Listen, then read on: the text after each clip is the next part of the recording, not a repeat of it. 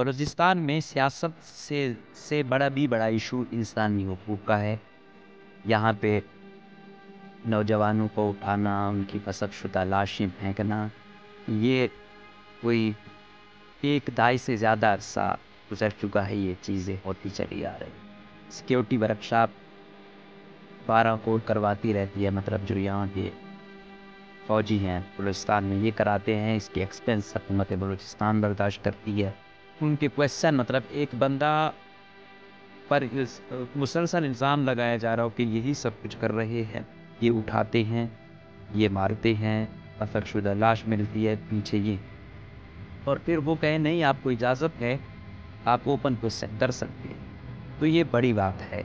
ये इस चीज़ को अप्रिशिएट किया जाना चाहिए, क्योंकि सबसे पहली चीज़ है एक्सेप्टेंस।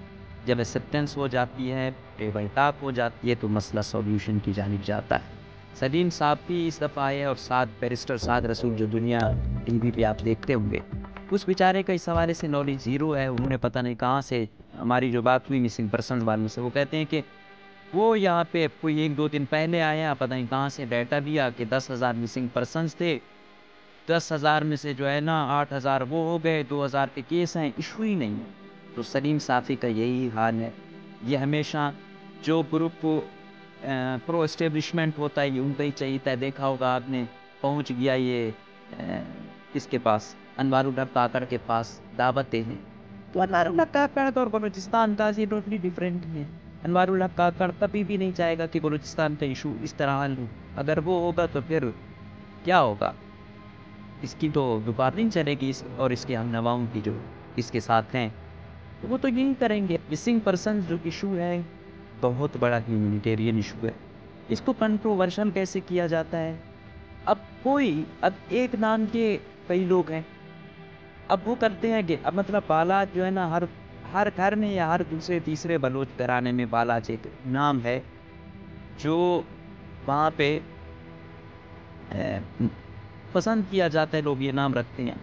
अब कहीं किसी कलदम तंजीम से हो या कहीं टारगेट पे मारा जाए बालाज का, और वो मिसिंग पर्सन में भी किसी बालाज का नाम हो, तो कहते हैं भाई ये वही बालाज दी आर्ट ऑफ वार बुक का रेवन जर्नैल ने तो पढ़ी होगी। तो उसमें वो यही कहता है कि जो आर्मी ऑपरेशन है इज़ लाइक अ फायर, और अगर इनको रोका नहीं जाता तो ये खुद को भी ख़त्म कर देती है। मतलब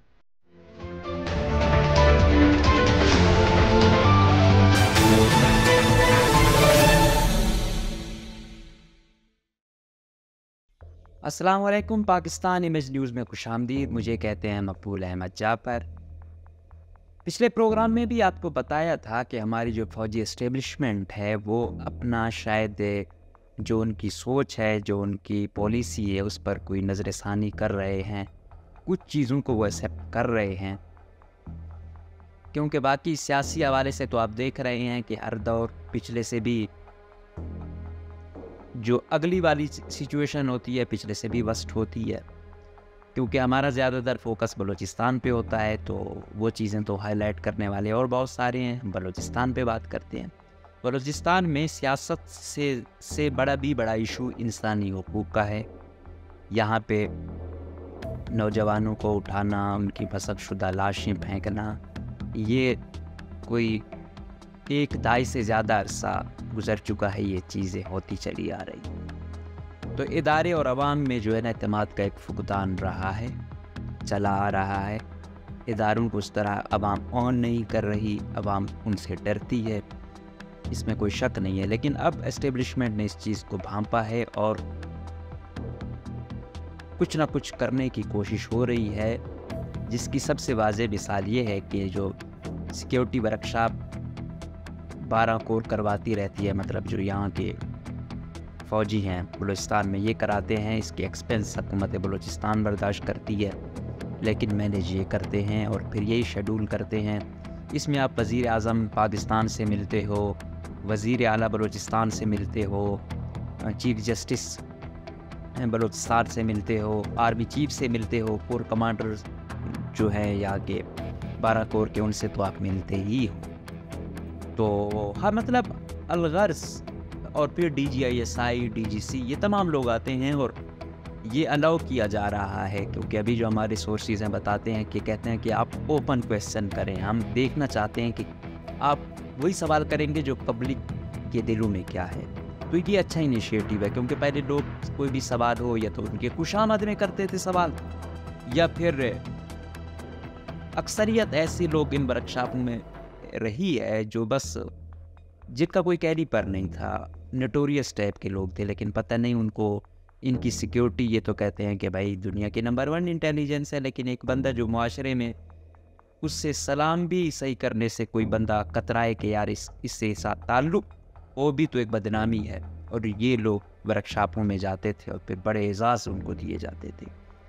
तो अब थोड़ा सा लग रहा है कि थोड़ा सा ये हो गए हैं, इन्होंने 30 से 40% इम्प्रूवमेंट लाए हैं कि नोटोरियस की जगह कुछ फेमस या इज़्ज़तदार लोगों को इन्होंने बुलाना शुरू कर दिया है।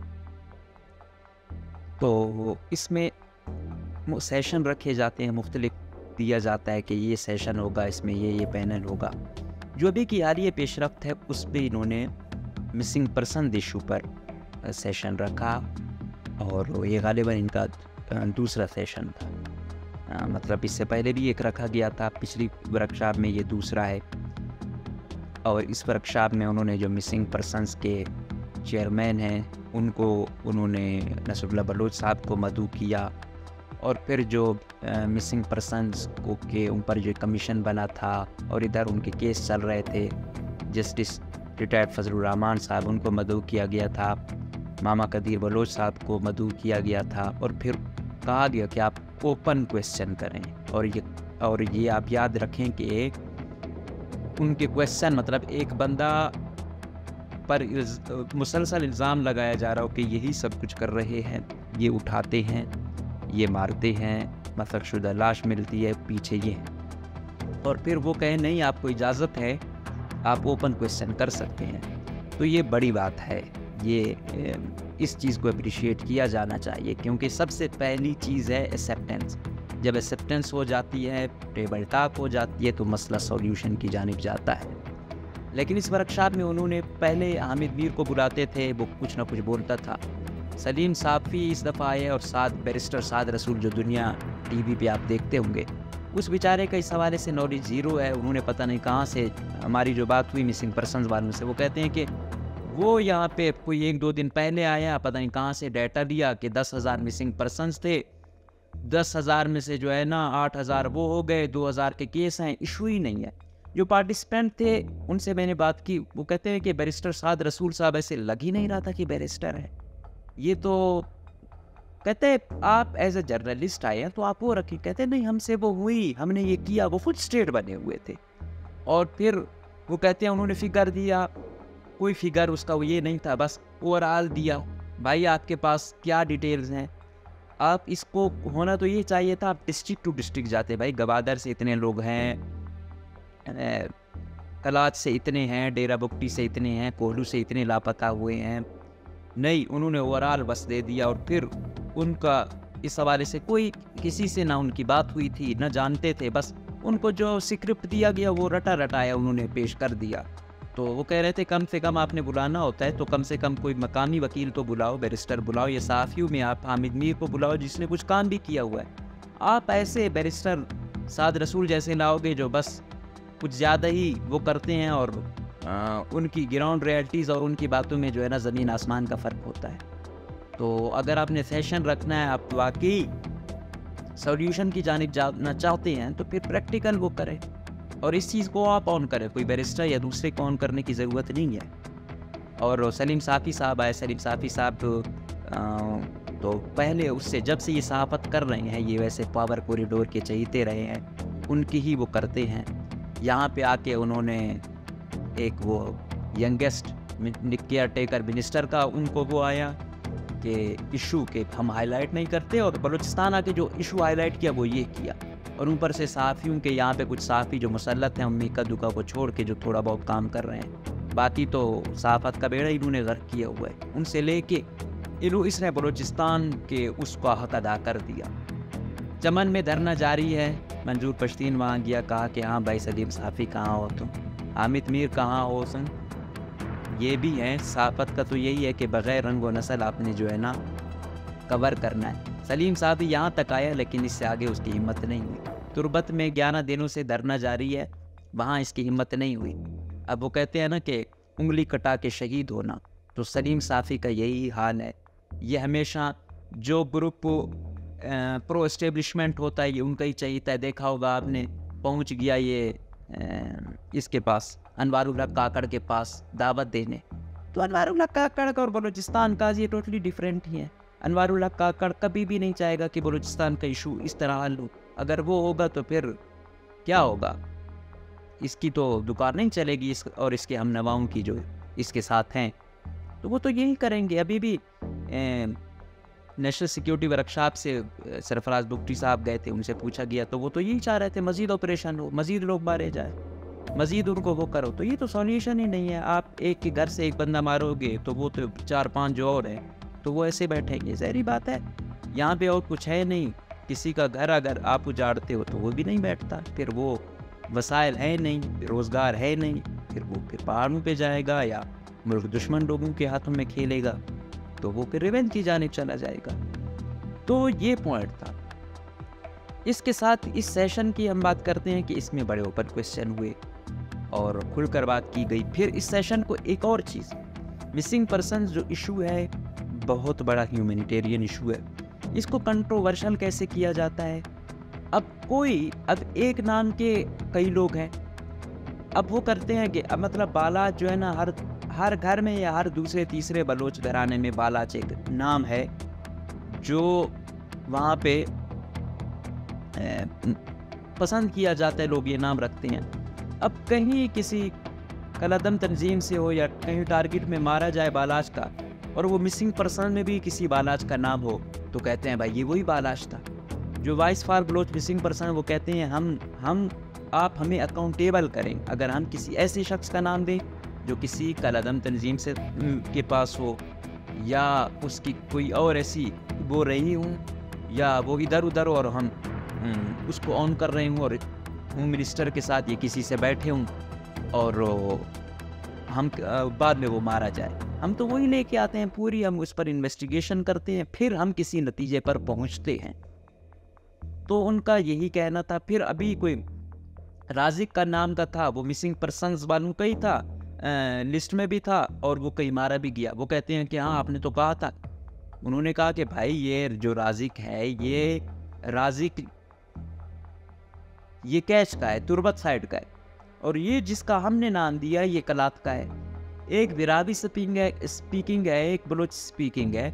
दोनों के वालिद का नाम चेंज है, लेकिन क्योंकि बस जब देखा जाता है कि अवाम की हमदर्दियाँ बढ़ रही हैं इनके साथ, ऐसा कोई वाक़या होता है, फिर उस चीज़ को नुकसान दिया जाता है, जिसकी वजह से हालात मज़ीद संगीन हो जाते हैं। मार धाड़ किसी चीज़ का हल नहीं है। हाँ, अवाम थोड़ी कमज़ोर है, अवाम को शायद 10 मारें, उधर से जो वो है वो 1 मार दे, लेकिन operation the art of war book गालिबन जर्नैलों ने तो बड़ी होगी, तो उसमें वो यही कहता है कि जो आर्मी ऑपरेशन है इज़ लाइक अ फायर, और अगर इनको रोका नहीं जाता तो ये खुद को भी ख़त्म कर देती है। मतलब तो ये किसी चीज़ का ऑप्शन नहीं है, मार धाड़, और अपने लोगों पर बंदूक ताना या अपने लोगों का अपनी फोर्सेस के ख़िलाफ़ जाना, ये दोनों ही कंडेमेबल है। तो हम तो ये कहते हैं कि भाई मुखालिफ लोगों के हाथों में वो खेलते हैं। वो क्यों खेलते हैं, कौन रीज़न है, ये चीज़ें देखने वाली। तो वो बैरिस्टर साद रसूल साहब से काफ़ी ज़्यादा नाला थे कि इन्होंने बिल्कुल ही इसको ABC भी नहीं पता थी, और इसको इस सेशन पे उन्होंने मदऊ किया। कम से कम आप लाएं, आप ऐसे शख्स को लाएं जो हमारे मुखालिफ हो, लेकिन कम से कम ऐसा तो हो जिसको हाउ न हो तो हो। तो बाकी सेशन बहुत अच्छा रहा।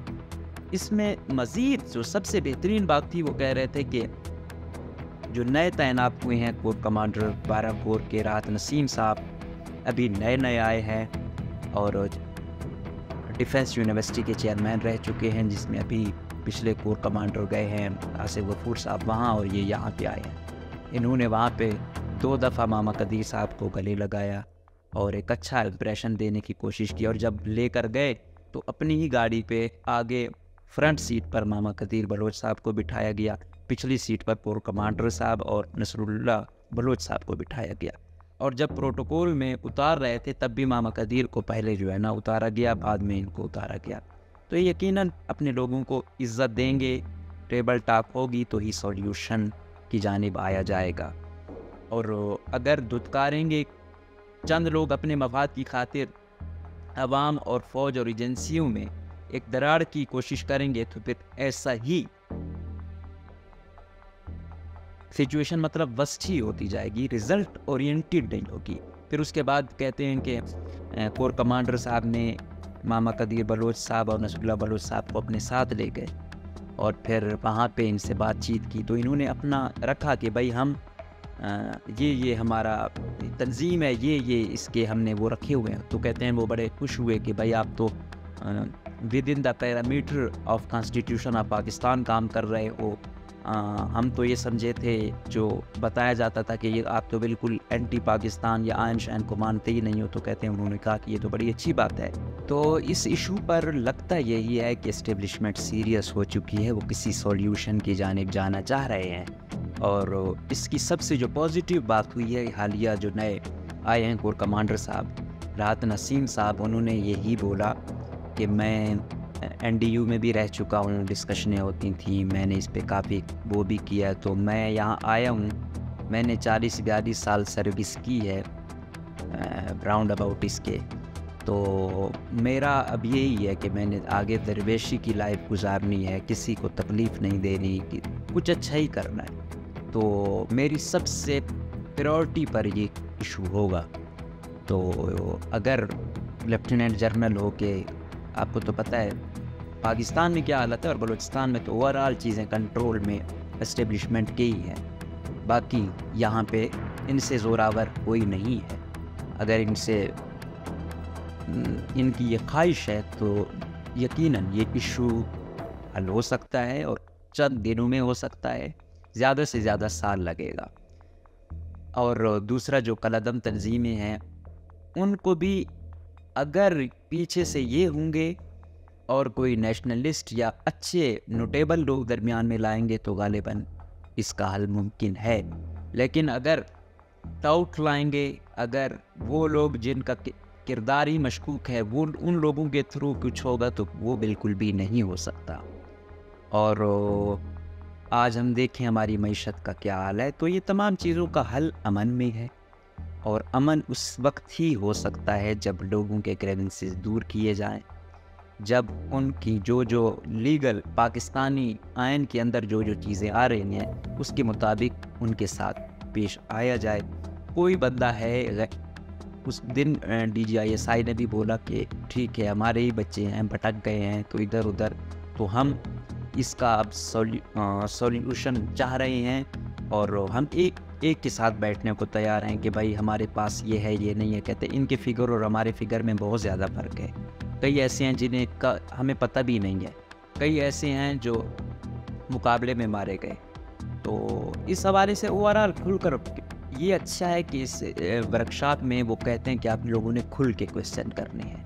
ये बड़ी बात है। अगर ये चाहते हैं और वाकई खुलकर क्वेश्चन किए जाएं, खुलकर क्वेश्चन उस वक्त होंगे जब आप ऐसे लोग लाएंगे जो खुल के क्वेश्चन कर भी सकते हो, उनको क्वेश्चन करना भी आता हो, मसले की जड़ तक उनको समझ भी हो। ये उस वक्त पॉसिबल है। तो अभी ये आर्मी चीफ से भी मुलाकात करेंगे कोई इसी वीक में, तो यकीनन वहाँ भी ऐसे ही सवाल रखे जाएंगे। और ये अच्छी बात है कि इस बैच में ऐसे सख्त सवालात किए जा रहे हैं और उसका जवाब भी उन्होंने हर सूरत देना होता है, तो ये अच्छी बात है। और इसके साथ साथ इन वर्कशॉपों के थ्रू या अब चाह क्या रहे हैं, वो ये चाह रहे हैं कि लोगों का इदारों पर एतमाद हो। हम हर एक के साथ बैठने को तैयार हैं, और अगर हम अपनी हर चीज़ वो कर रहे हैं, बैठ रहे हैं, और फिर भी जो कलअदम तंजीमें हैं, चाहे BLA है, PLF है या दूसरे जो भी ग्रुप है, ये नहीं बैठते, फिर अवाम हमसे फिर गिला ना करे। फिर अगर हमारे वो लोगों को कत्ल करेंगे, शहीद करेंगे, फिर अगर हम एक्शन लेंगे तो फिर ये ना कहें अब हम हर लेवल पे बैठ रहे हैं, हर लेवल से अब कोशिश कर रहे हैं कि अपने लोग हैं इनके साथ बातचीत से काम लिया जाए। तो लेट्स सी क्या होता है। अगर ऐसे इनिशिएटिव हों जिस तरह ये हुआ है, और ट्रस्ट डेफिसिट ऐसे ही कम हो सकता है, और ये अच्छा इनिशिएटिव है। इन वर्कशॉपों से यकीनन अच्छा इमेज भी जा रहा है। अगर अच्छे लोगों को लाओगे, मैंने वर्कशॉपें तो अब चल ही आ रही हैं, लेकिन उसमें पहले सादिक संजरानी जैसे लोग आ गए जिनका आप देखो अरबपति बन गए लूट लूट के इस सूबे को। तो ऐसे ऐसे नटोरियस किरदार रहे हैं कि वर्कशॉप से ही लोगों का वो कि यार वो हो जाओ, ये बस ऐसे लोगों को ही लाते हैं, तो बाकिरदार लोग नहीं आते। लेकिन अब कुछ बैच ऐसे आ रहे हैं, उसमें कुछ लोगों को वो हो रही है। इसके साथ साथ जो दूसरी अहम चीज़ है वो यही है कि पॉलिसी एक बनाएं और उसको इम्प्लीमेंट भी करवाएं, और हर चीज़ का चेक एंड बैलेंस हो। और जिस तरह पुलिस करती है कि भाई कोई है उसको आपने 24 घंटे में वो करना है, तो वो 24 घंटे में आप उसको लाए। नसरुल्लाह बलोच साहब से बात हुई, बता रहे थे कि हमने उनको बोला कि यार मिलिट्री कोर्ट्स गैर आईनी है, लेकिन फिर भी हम कहते हैं कि ओपन ट्रायल कराएं मिलिट्री कोर्ट्स में, हमारे जो मिसिंग पर्सन हैं उसका कराएं, हम फिर भी तैयार। अच्छा, दूसरा एक सख्त सवाल और जो इशू है ये दुक्की हरनाई वाली इस पे, वो ये है कि वो एफसी को भी पैसे देते हैं, वो जो माइर्स वाले हैं, वो साथ में वहाँ पे BLA भी है, वो भी कहते हैं हमें दो, उनको भी दिया जाता है। अच्छा, ये जो कलादम तंजीमें हैं इनके अंदर भी ग्रुपबंदी होती है। यहाँ पे आपने देखा होगा जिस तरह हम कहते हैं गुड तालिब बैड तालिब, इस तरह इनके अंदर भी ये चीज़ है। अब ये कहते हैं कि जो कारोबारी है वो तो ये कहता है कि भाई मैं क्या करूं, मैं तो ना BLA से वो कर सकता हूं ना FC से लड़ सकता हूं, लिहाजा मैं दोनों को खुश करके अपना काम चलाना चाहता हूं। अगर मैं एक भी मुझसे नाराज़ होगा, मेरी वो तो गई, तो इसको भी पैसे देता है, उसको भी देता है पैसे। अच्छा, उस उधर सिक्योरिटी वर्कशॉप में एक सवाल किया गया, IGFC भी आते हैं IGFC से, कि भाई मकामी लोग जो ऑनर हैं वो आपको भी पैसे देते हैं FC के, FC वहाँ पे सिक्योरिटी दे रही है, और साथ में BLA भी धमकियाँ देती है कि हमें पैसे दो, वो उनको भी पैसे देते हैं। और उनके पैसे ऐसे भी नहीं कि वो जिना रोड पे आके बैंक के थ्रू उनको जाते हैं, और जब उनकी डिटेल निकलवा आते हैं, कोई जो है ना सरबोदा का है, कोई कहाँ का है, कोई कहाँ का है, तो इसका मतलब है आप पार्टनर इन क्राइम में। तो IGFC से अब ऐसा सवाल करना तो बड़ा टफ था। तो IGFC ने क्योंकि पीछे से इजाज़त दी हुई है सिक्योरिटी वर्कशॉप वालों को, पूछना ही होगा आप लोगों को, तो कुछ ऐसे सवाल आते हैं कि चौंकने भी हो जाते हैं, वरना आम सिविलियन बेचारा ये सवाल करे तो वो फिर खुद ही लापता हो, और एक ग्रुप मारे फिर दूसरे पर कहे कि भाई उसने मारा है। तो उसने कहा नहीं भाई, हम तो ऐसा वो नहीं कर रहे, हम लेते हैं उनका पता नहीं क्या है, वज़न करते हैं, हम फिर वहाँ पे उनकी स्कॉलरशिप देते हैं, उनके बच्चे बाहर पढ़ने जाते हैं, हमारे वहाँ स्कूल है, ये वो जो भी था। लेकिन ओवरऑल बात यही है कि चलो एक हम कहते हैं ना कलदम तंजीम है, पहाड़ों पे है, इधर उधर है, वो नकदी ले जाएं, ज़ोर ज़बरदस्ती ले जाएं, तो एक वो करता है कि यार आपको पता है इतना बलूचिस्तान है, या ये है या वो है। ये चीज़ जो ट्रांजैक्शन हो रही है बैंकों के थ्रू, इस तक अगर हमारे इदारे ना पहुँचे तो फिर ये तो फिर सवालिया निशान है। फिर कहते हैं कि मकरान डबियन से भी वैसे तो बहुत हैं, एक है वो बेचारा कहते हैं कम सवाल करता है, तो उस दिन कहा कि हाँ भाई आप वो करें, सवाल करें। तो कहते हैं उसने कहा कि भाई हम कैसे सवाल करें कि FC वाले वहाँ पे हमसे सर चुमवाते हैं, और यहाँ आप कहते हो कि भाई सवाल करो। भाई अब में तो हिम्मत ही नहीं हो रही। तो ये भी ये एक बंदा जो है ना, जो वो है वो मुआशरे का एक आईना है, और ये वर्कशॉप में अगर अच्छे लोगों को जिस तरह अभी के चंद नाम हैं ऐसे जाएं तो यकीनन सवालात वही होंगे जो अवाम के जहनों में हैं, जो अवाम सह रही है, और इसका हल भी निकलेगा। जब ऐसे माशाल्लाह से खुशामदी लोग ले जाएंगे, फिर वो एजेंसियों को भी खिलाफ करेंगे, आर्मी को भी करेंगे, FC को भी करेंगे, फिर तो सॉल्यूशन नहीं आएगा, फिर तो नफ़रतें मज़ीद बढ़ेंगी कि हाँ भाई उसने ऐसे कहा, उसने ऐसे कहा। और हाँ, जब आप खुल के बोलते हो तो आपकी तकरीबन 80% वो निकल जाती है फॉरेस्टेशन की। कम से कम मैंने बोला तो है, मैंने अपना मुद्दा रखा तो है। हल हो जाना उसका आप 20% कर लें, लेकिन 80% उसका मदावा हो जाता है। अब फिर साथ साथ चमन में एहतजाज जारी है। 40 दिन से ज़ायद हो गए हैं। मंजूर पश्तीन भी आया हुआ था। उसने फिर कहा कि हमने जाना है जो बालाज बलोच को CTD ने मुबैना तौर पर टारगेट किलिंग में मारा है, उसको शहीद किया है, हम जाएंगे उसके पास, तुर्बत वालों के पास। तो उनको फिर ये पुलिस वालों ने, FC वालों ने वहाँ पे गिरफ़्तार किया। फिर आज अली सुबह उसको जो है ना खैबर पख्तूनख्वा बदर कर दिया। तो यकीनन कोई भी हो, ये जो नौजवान हैं यही मुस्तकबिल हैं, इनके साथ प्यार से पेश आया जाए। अगर ये किसी जगह इदारों के ख़िलाफ़ ओपनली कोई ऐसे जो तनकीद होती है होनी भी चाहिए। हम यही कहते हैं कि इंसान की अपनी शख्सियत भी उस वक्त संवरती है जब उस पर तनकीद हो, वो उस पर काम करे। तो इस तरह इदारों पर भी होनी चाहिए, लेकिन कोशिश ये करें कि इस इंतहा को ना पहुँचे। जिस तरह हमने कहा कि आप यहाँ पे कोई है, आप वो करें, लेकिन उसको उठाना, मारना, मसक करना ये गलत है। उठाएं, अदालत के थ्रू उसको फांसी तक ले जाएं, किसी के पास जवाब भी नहीं होगा। हाँ भाई, इसने ये किया, यहाँ शामिल था, इस एक्टिविटी में था, इसका ये जुर्म है, इसके तहत इसकी ये सज़ा बनती है। कोई भी नहीं होगा कि हाँ यार हम क्या कर सकते हैं, उसने किया है, सबूत है। लेकिन जब खुद ही वो करेंगे तो फिर कहते हैं नहीं, अगर इनके पास सबूत होते तो ये क्यों मारते इसको। तो ये यकीनन बहुत गलत मसला है। इस तरह ये जो अब उठे हुए हैं वज़ीरिस्तान वाले बेचारे भी, उनके साथ भी बलूचिस्तान से भी ज़्यादा जुल्म हुआ। उनको घरों से आज तक दरपदर है, IDPs बने। अपने ही मुल्क में दरपदर होना बहुत मुश्किल होता है, बड़ा कठिन होता है। वो गैरत, वो नामूस, ये तमाम चीज़ें उस वक्त अच्छी लगती हैं जब आपका पेट भरा हो, आपके बच्चे भूखे ना हों, आपकी इज़्ज़तें महफूज हों। हमने बड़े बड़े नामवर लोगों की इज़्ज़तें जो है ना बिकती देखी, हालात ने उनको यहाँ तक मजबूर कर दिया।